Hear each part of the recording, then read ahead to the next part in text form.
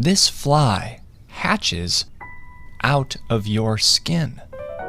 Here's how. First, the fly captures a mosquito. The fly lays its eggs onto the mosquito's body and then releases it into the wild. When the mosquito finds someone to bite, the heat from your skin will cause the fly larvae to hatch out of their eggs. Those larvae will crawl into your body.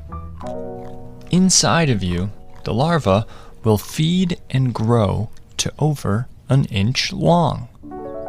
That's about this big. Then, when they're ready, they'll hatch out of your body